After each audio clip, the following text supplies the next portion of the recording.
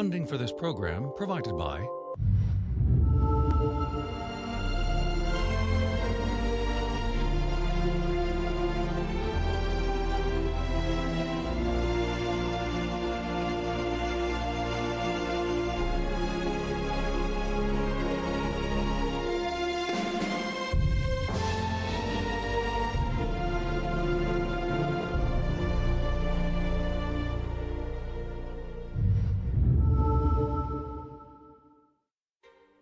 Can looking back push us forward?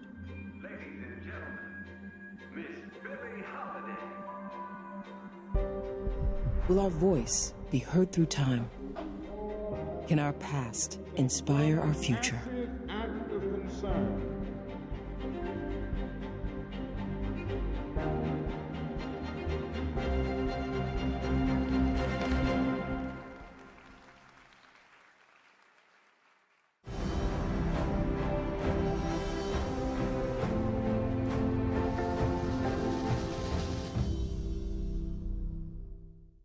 From our farms and cities to the Great Lakes, WPS serves seniors across the country. WPS, serving our military and seniors since 1946.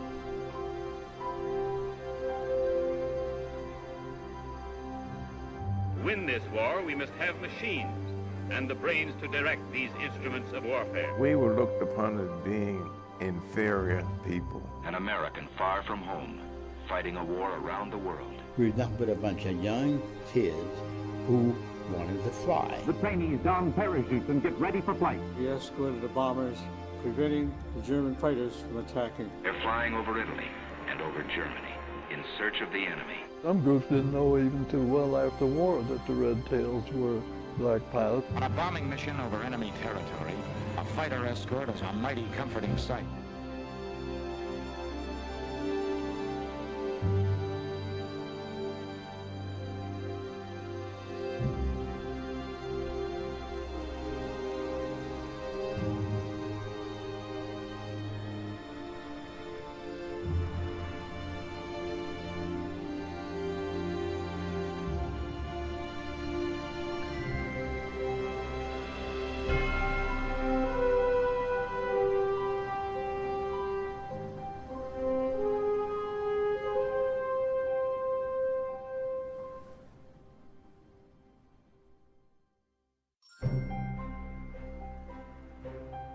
On the 16th of January 1941 in Washington, D.C., the civil rights movement in America took a major step forward.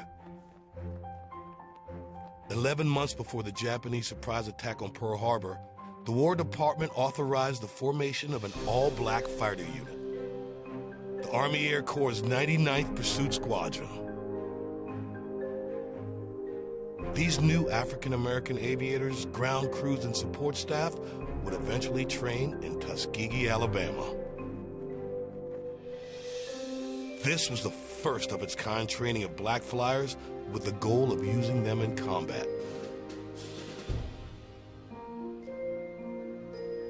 Tuskegee Institute, later university, was to be the place where African Americans would be offered an opportunity to prove themselves. Not as equals in the sky, just as satisfactory. In 1941, blacks in America were considered inferior to whites in every way possible, including in the air.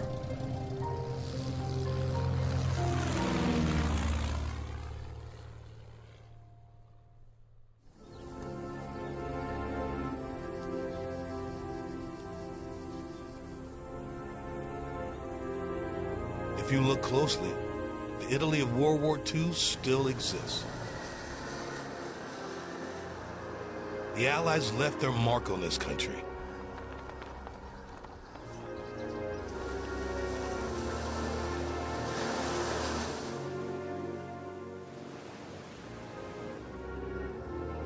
On the coast of Salerno, German and Italian bunkers are scattered across the landscape, and homes still bear the scars of battle.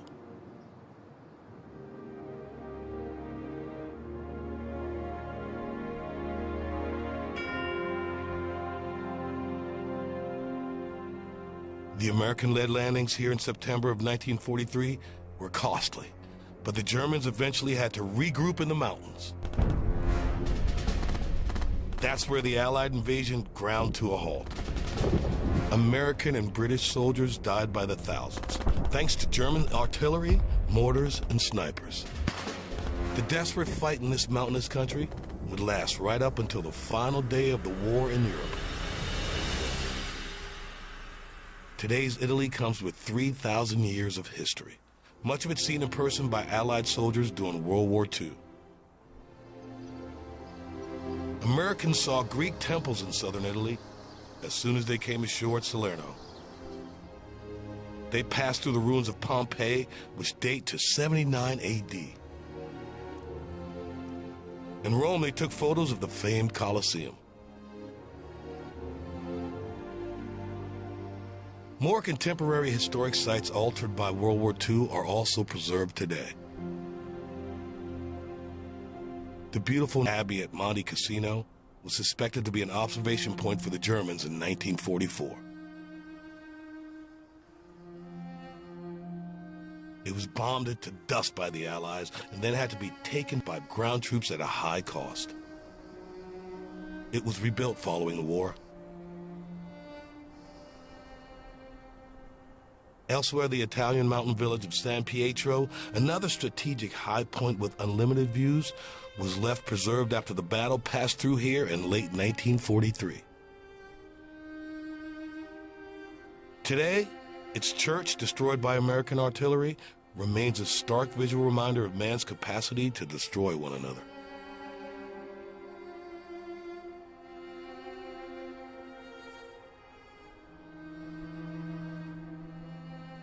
Underground tunnels and civilian bunkers in Naples, providing safety from Allied bombs, also offer a connection to Italy's violent World War II past.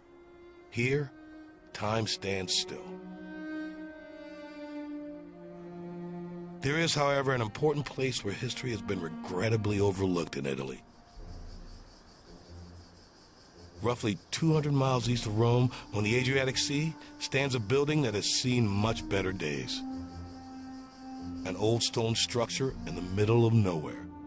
A building, like the story behind it, that needs to be preserved. This was once the operations center of a World War II airfield at a base called Ramitelli. This location, now surrounded by fields, is where African-American pilots took off in their P-51 Red-Tail fighter planes. They famously escorted American bombers over Europe while also striking back at German targets. Unlike most of Italy, history seems to have been forgotten here.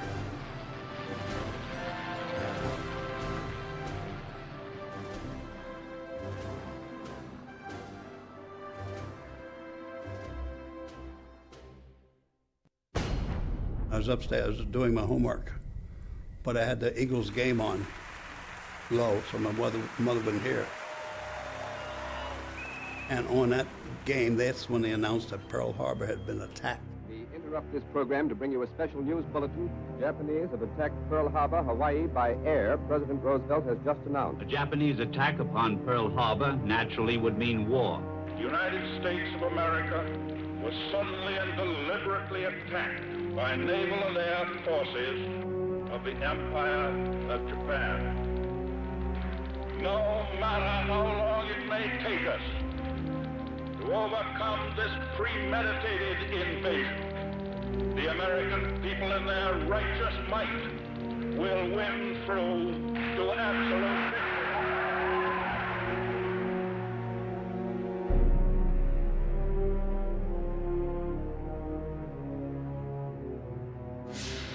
Nobody knew where Pearl Harbor was.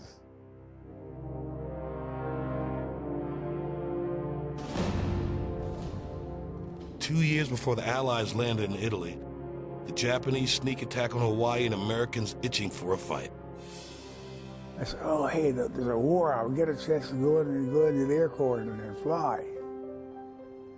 It was an event that would unite the country. Mostly all the men were preparing to go to war. Everyone now wanted in on the action that was about to take place in the Pacific and Europe.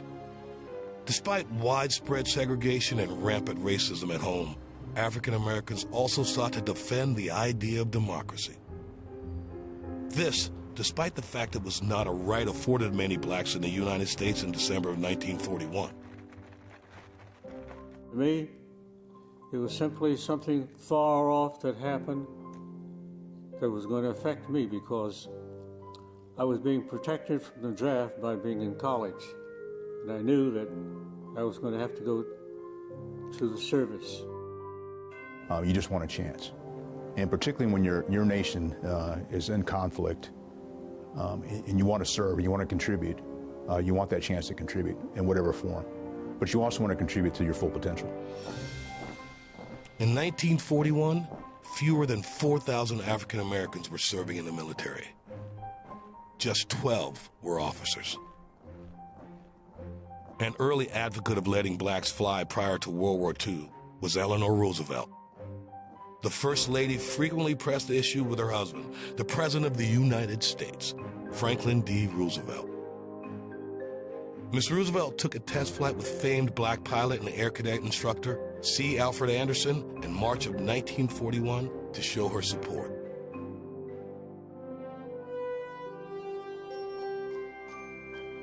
It took a courageous woman by the name of Eleanor Roosevelt to come down and fly with us to say, these men can fly.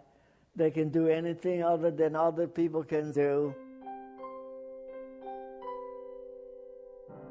The first 12 black aviation cadets under the supervision of Captain Benjamin O. Davis, Jr. reported to Tuskegee, Alabama in July of 1941.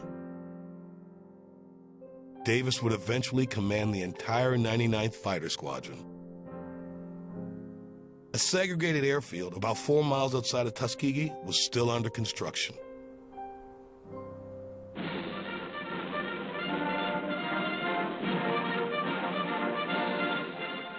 Years ago, this was just another farm in Alabama. More than trees had to be cleared away.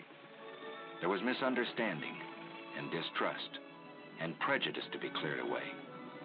There wasn't a lot of publicity on it, and of course I can understand the Army wasn't publicizing because they said it was that first authorization of the squadron, the 99th Pursuit Squadron, they expected it to fail. More black cadets began arriving in Tuskegee, Alabama, including those making up the 99th Pursuit Squadron. When I got to Tuskegee and I saw all these young cadets, oh my, looked like they came from all over the entire United States. Well-mannered, high IQs were very high, smart men. Very smart.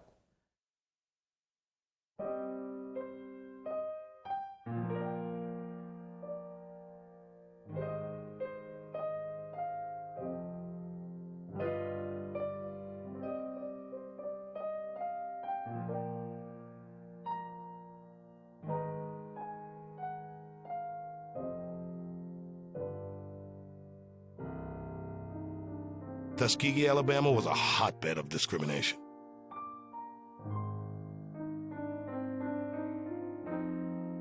It was difficult understanding segregation and discrimination. We were looked upon as being inferior people, incapable people. And of course, we were anxious to, they were lacking in intelligence, lacking in coordination, lacking in courage, all kinds of negative stuff. So we were anxious to disprove all that nonsense for yourself and for the race. Despite their new status in the American military, black cadets weren't spared from hate groups that were all over the region. The Ku Klux Klan was well organized in Alabama.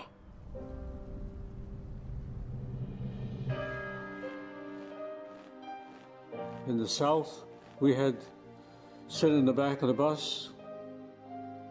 I did the Tuskegee Institute, where we had to go. 10 of us couldn't go off the campus with the Ku Klux Klan. Everybody that studies this doesn't understand the atmosphere of which African Americans lived. They were still subjugated. They were still, in a sense, spat upon. Not necessarily in a physical way, but it was hurtful. And the fact that we were still having lynchings before the war and even during the war gave kind of a testimony to where the country was. It was not a very much living up to home of the brave and land of the free. Land of the free for some, but not all. You can't make a fighter squadron out of concrete and aluminum and a can of paint. It takes men. A chemistry student, a welder, a shoe salesman must learn how to fly. White officers were in command early on as black leaders underwent training. Up until instruction began at Tuskegee, blacks could only serve in support roles in the military. At that time, the Navy, you could only serve in the capacity of a cook or a steward. Preparing black cadets for aviation at the Tuskegee Institute involved classroom teaching and hands-on learning. I was under Colonel Benjamin O. Davis, Jr. He was the commanding officer. I said, this is the place I want to be. The interesting common fact, though, that surrounded all of their backgrounds was that all of them had wanted to fly. Here above the warm, familiar hills of Alabama, these Americans are learning to fly in those tight combat formations they'll use someday to hunt down the German and Jap above his own cities. Of course, not everyone qualified to be a fighter pilot at Tuskegee. Support roles for the Black Fighter Squadron were also essential. Trainees were assigned to be mechanics, crew chiefs, parachute riggers, and ground support. Cadets also handled jobs from administration to medical personnel. Colette Holt is in Italy on a journey with a small group of travelers, including several students from Syracuse University. Colette is here to dig deep into her father's military past and his desire to be a pilot and serve his country in World War II. It's the double victory. So, democracy at home and abroad.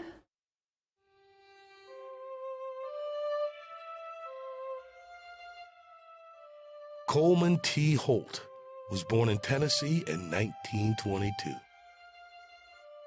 Even at an early age, he was confident he would achieve great things. As World War II played out, Holt wanted more than anything to earn his pilot's wings. My father was a fiercely independent human being. He grew up in totally segregated Nashville, Tennessee, and had never been around whites at all until he was in the military. And he talked about how it busted all these myths for him about how blacks were inferior and everything. And so he said it was truly fundamental to who he became. And he did love to fly. The ongoing program at Tuskegee Army Airfield had proven to be a success, to the dismay of many in the military. Now it was time for these Tuskegee Airmen to prove their worth in actual combat. In 1943, the now renamed all-black 99th Fighter Squadron left en masse for North Africa. There they would fly their first patrol, strafing, and close air support missions for the 12th Air Force. In September of 1943, the war in Italy would take center stage. After first successfully invading Sicily, the Allies focused on taking Italy. It's supposed to be a quick operation. It's a campaign that's overshadowed by other campaigns, and it's now it deserves its recognition because of the casualties the Allies had down here and the destruction, not just the destruction to Italy. This country was pulverized. The Allies pushed up Italy foot by bloody foot, freeing grateful Italian villages and towns. The Americans were very welcome because they helped us to get rid of the Germans. The Tuskegee Airmen would find out soon that to the Italians, it didn't matter if the American liberators were white or black. While the Allied Army slowly advanced over the next few months, the all-black 332nd Fighter Group, made up of 3 fighter squadrons, was ordered to relocate to Italy in early 1944. In May of '44, the Tuskegee-trained pilots, now assigned to the 15th Air Force, were sent to a new segregated base just south of the Italian town of Campo Marino. This area was called the Foggia Air Base Complex. The airmen's new home was known as Ramitelli Airfield. Squadron after squadron out of Tuskegee, flying P-40s first, tough little planes, then striking with Thunderbolts, P-47s, then riding the Mustangs, P-51s. All I wanted to do was fly, and that was it, and I finally got the opportunity, and I was living out my dream. And I was totally consumed by that. And that was the driving thing that just drove me, and kept me focused and right on track. The bombers were getting shot up pretty badly. So when they realized how good the 99th Squadron was, they asked these guys to come over and protect the white boys in the bombers. Half of the missions were high level, where we escorted the bombers from Italy to Germany, flying top cover, back and forth across the top, and preventing the German fighters from attacking.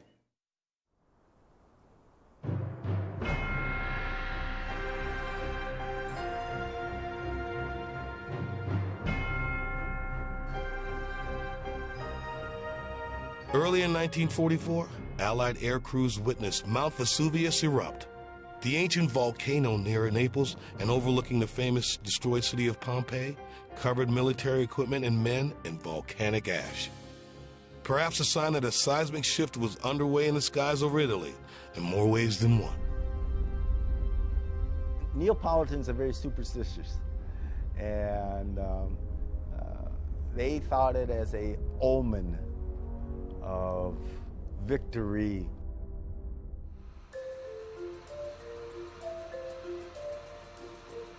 Colette Holt's trip to Italy has her on the road from Rome to visit Ramitelli Airfield, a place where hardly any Americans ever stop.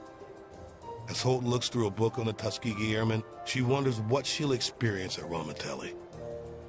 She thinks about her dad during training and all the other African Americans who just wanted a chance to prove themselves in whatever capacity. He talked about the camaraderie with his fellow pilots and also with the mechanics. I think there was less kind of a class structure there. They were all in it together.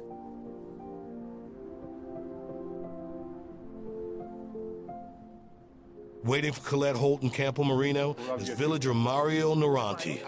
Mario, a retired professor, was just a young boy when the Allies liberated his town and the black American flyers arrived.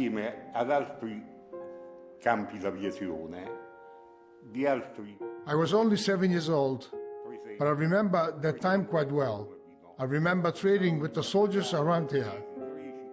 As you know, there is a lot of wine production in this area, so I used to get a bottle from my parents and trade a bottle for some meat and chocolates from the Tuskegee pilots. Occasionally, you will see them in town. It was always a peaceful meeting between the Americans and the local people. Of course, they were here for a much more serious reason, but there was never any problems at all.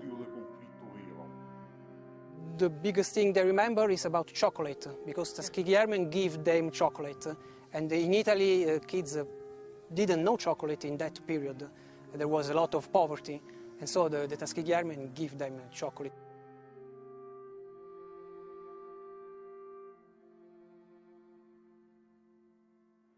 At the town hall in Campo Marino, there's a museum focusing on the Tuskegee Airmen and nearby Ramitelli Airfield. Oh, there we go.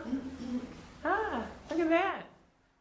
Despite a warm welcome from the liberated Italians, the airmen at Ramitelli still understood that back in America, they were still being treated as something different. The German POWs are lounging around on the steps, drinking sodas, smoking cigarettes, laughing, having a good time. And I said, damn, they're treating the Germans prisoners better than they are us. They have better privileges than we do.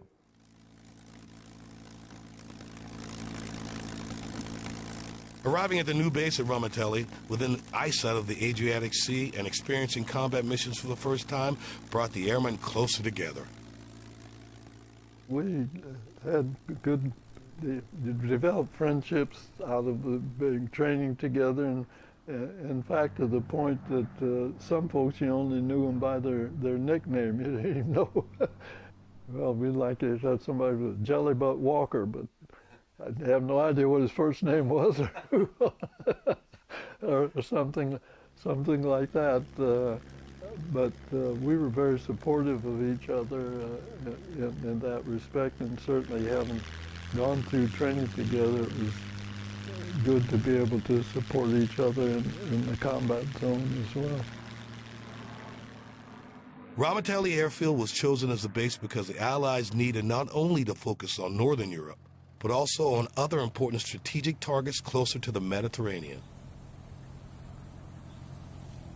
Italy acted as a platform, just as England acted as a platform for Northern Europe. Italy acted as a platform for Southern Europe to go after the German industry over in Romania and Hungary that they could not reach from England, and also relieve pressure off the Eastern Front for the Russians.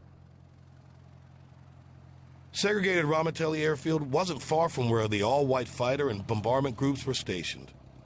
In the USA, in that period, the law of the land was still segregation.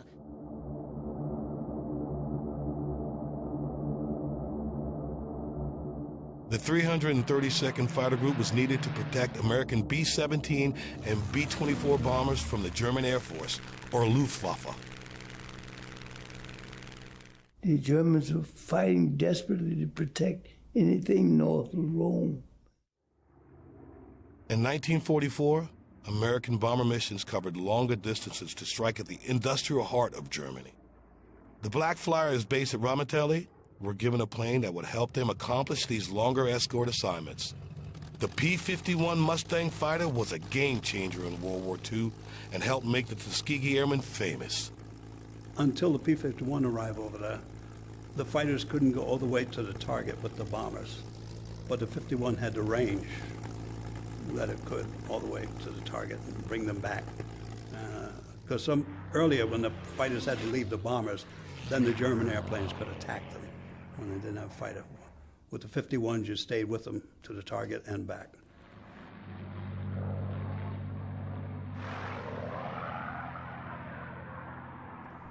Mustang did what you wanted it to do unconsciously.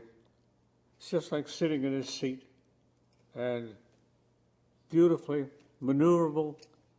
It was out of this world. It's such an easy airplane to fly, you know, and just a smooth airplane also.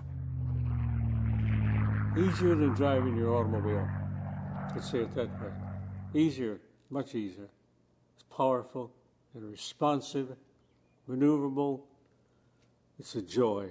It's a real joy. The orders came in daily to Ramitelli's Air Operations Building. Take your P-51s and meet up with the assigned bomb group. Then escort them to the target and back safely. Our operations people who got the orders and helped plan the flights and so on knew the group, but as a pilot, I was never given the number of the group we was escorting. Sometimes it could be more than one. It wasn't more than 3 or 4 missions that I got acclimated to the sequence of things.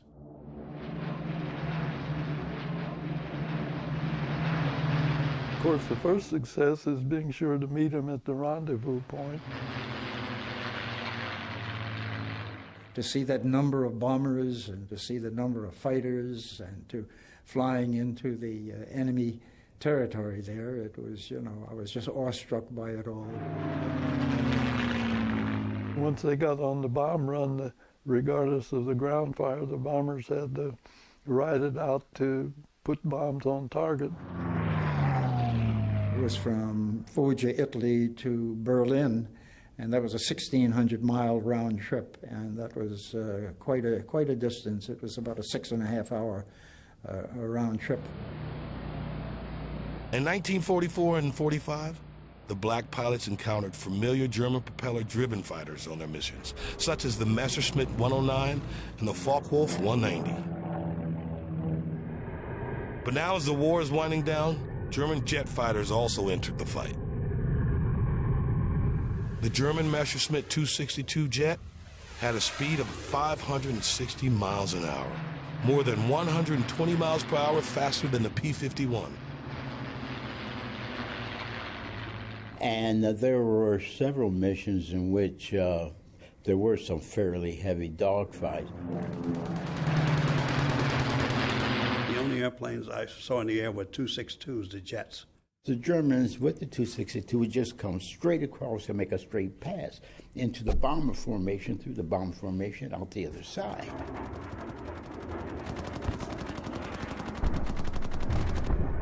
If you could time it right, and you always had an altitude advantage, there was a little 2 to 3 second window as he comes streaking through, and as you're pulling yourself into position for about a 2 or 3 seconds, you have the opportunity to get off a burst. If you're lucky, you get a hit.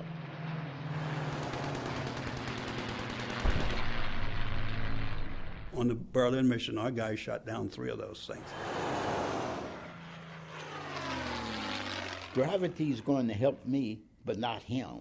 So instead of separating himself at 100 miles an hour, now I have cut that speed down to something like 40, 50 miles an hour.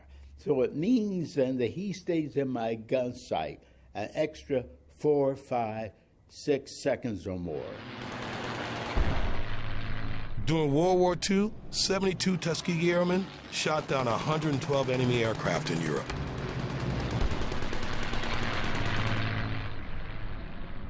In 179 bomber missions escorted by the red-tailed P-51s, only 27 bombers were lost to enemy aircraft. Because the bases they flew out of were segregated, most white bomber pilots never even knew their P-51 escort pilots from Ramitelli were black. All they knew was that these red-tail pilots were courageous, brave, and loyal. Thanks for what you did, because I wouldn't be here if it weren't for you. I think they were friendly and appreciative. I'm not too sure that all of them knew exactly who we were at the time there. All they knew was that these were friendly fighters that were helping them out. Although many bomb groups didn't know red tails were black pilots, they were glad to have the red tail escorts show up because of the nature of our leadership and insistence that we stick with the bombers as long as we could. We saved a whole lot of white boys' lives. They didn't want us to, fly, but now they keep asking for, requesting for the red tails to protect them, to the point where Colonel Davis named his airplane by request. The cost in World War II for the Tuskegee Airmen overseas was 84 killed. Many were also listed as missing in action. There were 7 of us, and of that 7, 2 were shot down. So many fellows paid a price and whatnot, so you lost a lot of good friends.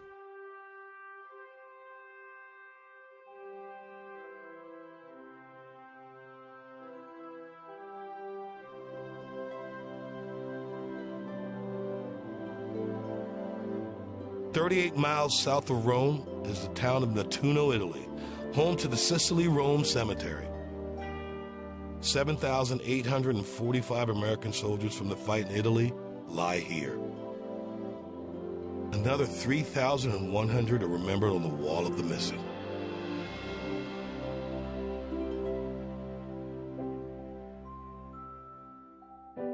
In Nettuno, there's no segregation among the dead. Blacks are buried here alongside whites. African Americans who never saw Jackie Robinson break baseball's color barrier in 1947, or the eventual desegregation of the military in 1948. Never witnessed the civil rights movement of the 1950s and 60s, or heard a Martin Luther King Jr. speech. Didn't see Thurgood Marshall named to the Supreme Court in 1967. Nomination of Mr. Thurgood Marshall. And certainly could never imagine a black man becoming president of the United States one day. I, Barack Hussein Obama, do solemnly swear. Nettuno is also where some of the Tuskegee Airmen rest under white crosses or are recognized as still missing in action on a beautiful marble wall.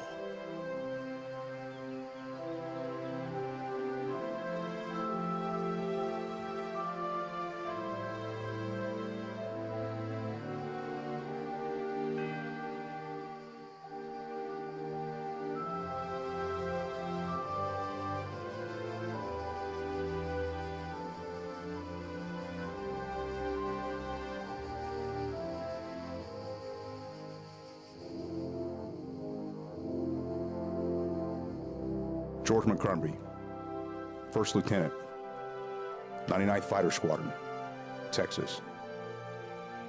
Al Wayne Dunlap, Second Lieutenant, 99th Fighter Squadron, District of Columbia.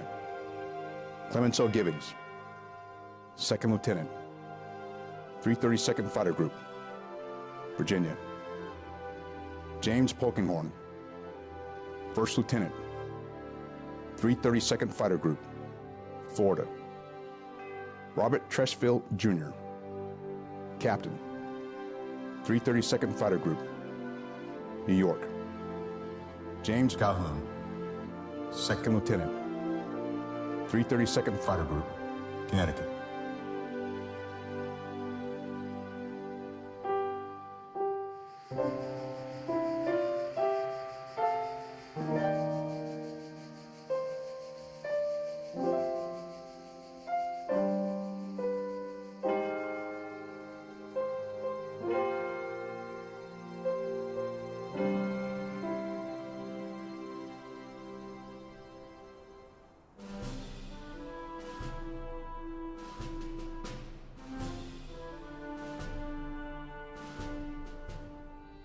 Colette Holt's father, Coleman T. Holt, that young man from outside of Nashville, Tennessee, joined the Army Air Corps with a goal to fly.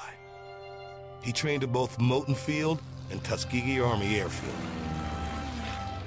Like any black aviator who went through the program, Holt's ultimate hope was to join his fellow Tuskegee Airmen and defend his country.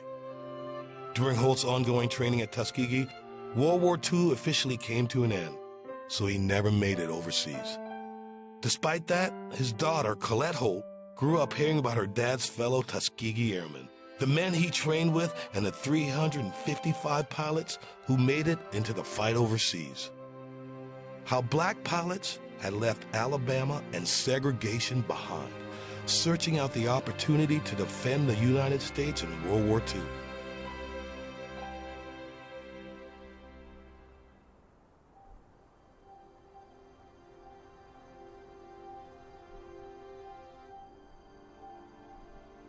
For Colette and Syracuse University student David Barbier Jr., finally arriving at Ramitelli Airfield in Italy offers a tangible connection to a group of trailblazers who made history here by the shores of the Adriatic Sea.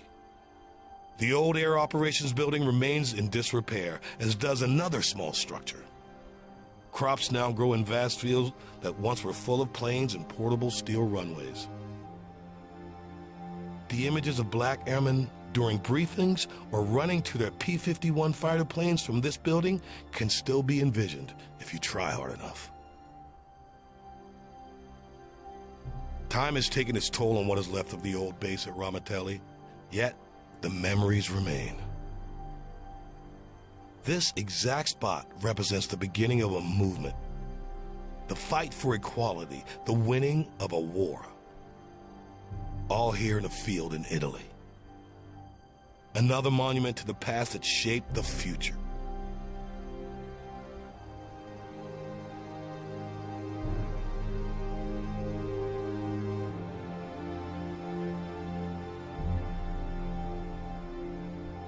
This is the original headquarters of the Tuskegee Airmen, the 332nd Fighter Group. The briefing took place in the building, into the building. The runways is that way, through the sea. This is real. This is on the ground. You can see it now. You know, even with other parts of World War II history, you know, you just see it in a book or if somebody tells you about it. But to be physically here, you know, when we went to Salerno and to see the beaches, it's really important if you get an opportunity to come to a place and get a sense of place. And that's just been really important, and to see these beautiful fields and to know how much death and destruction happened out here. But to see all the life that's here now is really wonderful.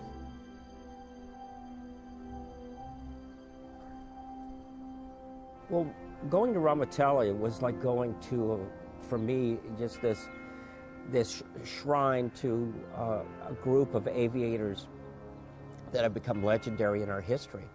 But in the time in which they flew, they were almost neglected by history. And going to the airfield kind of verified to me, well, this is where it happened.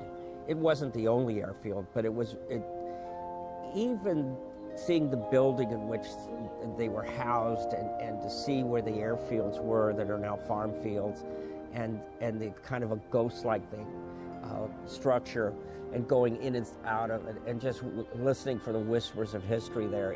It's there. You could feel it. First of all, you know, to see the headquarters, to see the field trucks, and they were able to manage a great operation there. I'm 21 now, so 21 back then, and let's say I was being shipped here and I would be serving. You know, what was the feeling of being far from home, not speaking the language, understanding that people were saying I couldn't do the thing that I was sent to do, so understanding that there was a lot of weight on my shoulders. But then coming back to myself in the present, understanding that maybe I wouldn't be here without them.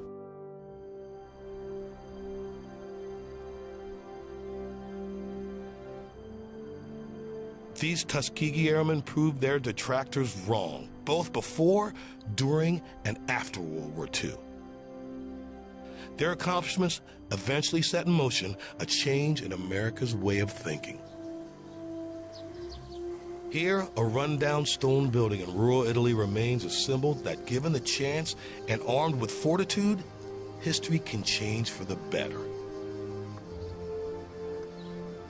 Preserving this history, a tribute to change, remains the goal today in this part of the Italian countryside.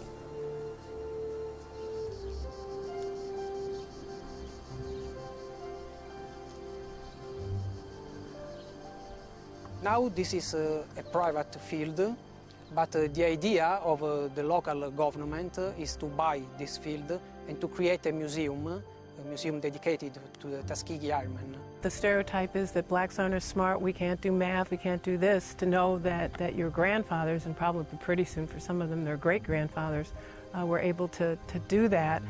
It's still rare to see black commercial pilots. Every time I get on a plane and I see one, I kind of whip around and want to go, hey, hi. It's still important that people have role models. Everybody needs to see something. You can't know what you can do until you've seen somebody do it. And to hear the stories and to know what they overcome means you can do it for sure now, too.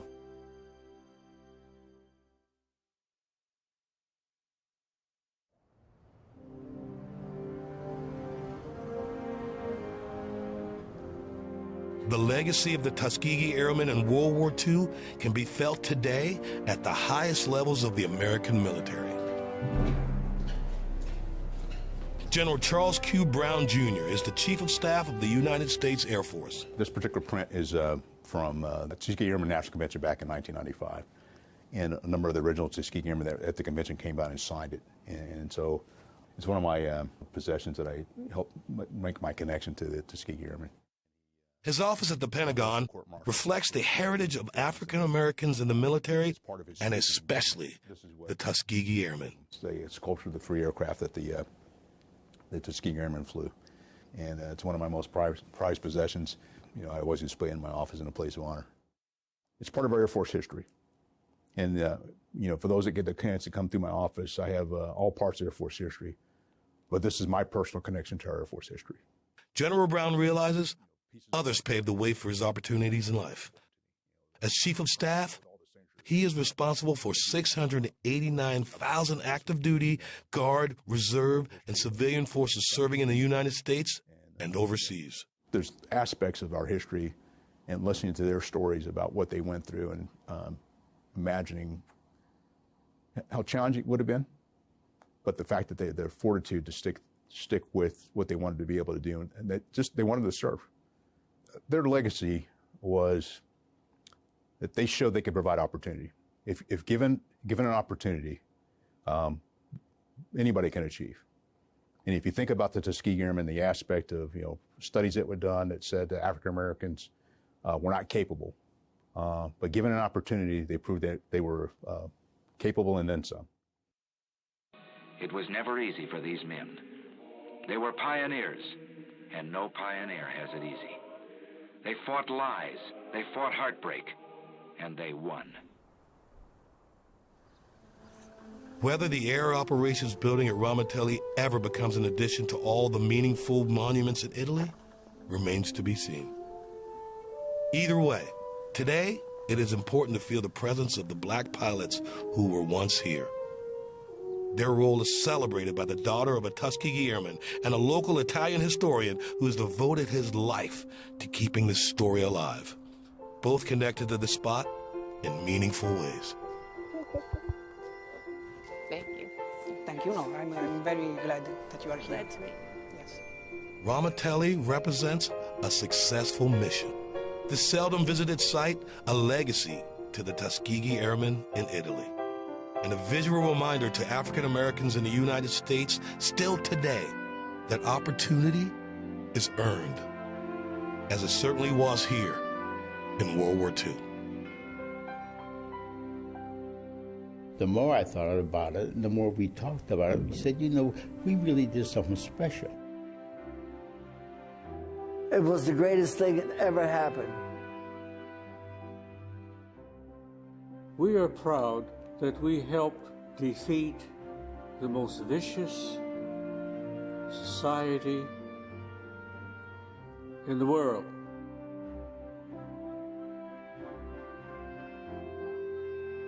Kids should know more about our history, the country's history. You don't really know the country's history unless you know the contributions of people of color.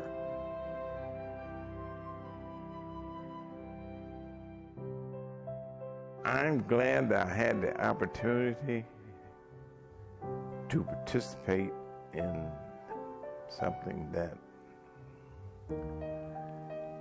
helped change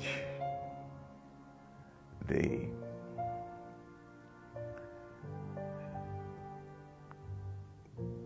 direction which this country was going in and my people were going. I think it turned out to be an overall enhancement for the country itself. I couldn't have written a script for better opportunities that seemed to come my way. Lifelong friendships came out of that, in training, into combat, afterward. You lost a lot of good friends who paid the price, but they were part of the effort to prove that we could fly as well as anyone else. Yeah, well, I've always had a positive attitude. Don't dwell on the stuff that you have no control over. Just move on. We finally got our recognition. The Tuskegee Airmen proved that their ability was not inferior, was not less than the white pilots. Before them, there weren't anybody who looked like them doing the things that they were doing. When you don't see anybody who looks like you doing the thing you want to do, it can be discouraging.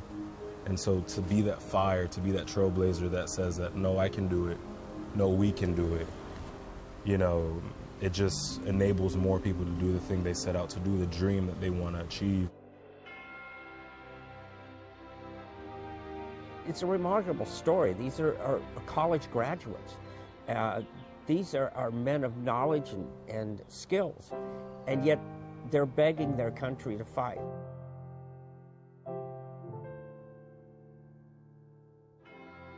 They helped frame what President Truman was able to do with the executive order to integrate the services. And so from that aspect, you know, their hard work actually proved that anybody, if given the opportunity, can excel. You know, Daddy used to talk about the fact that, you know, blacks were told we were too stupid to be able to learn to fly an airplane. And my dad did calculus problems in his old age because he enjoyed them.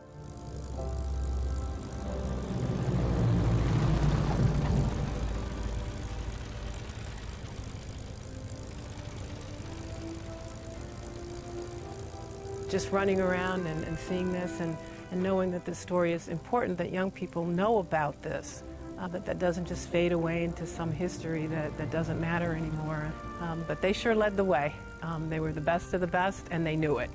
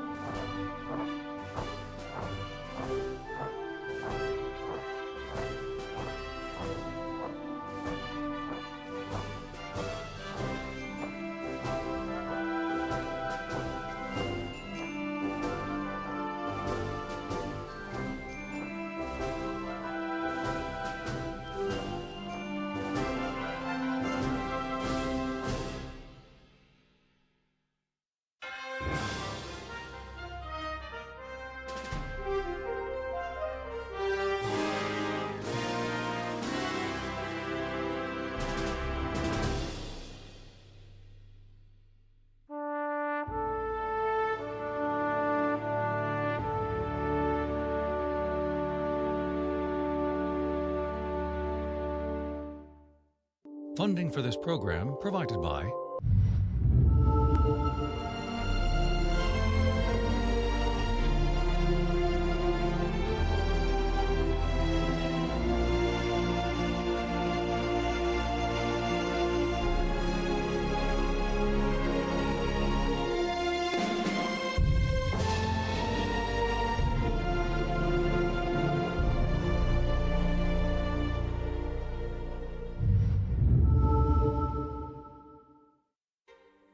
Can looking back push us forward?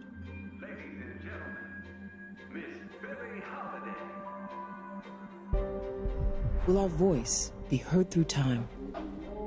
Can our past inspire our future? Act of concern.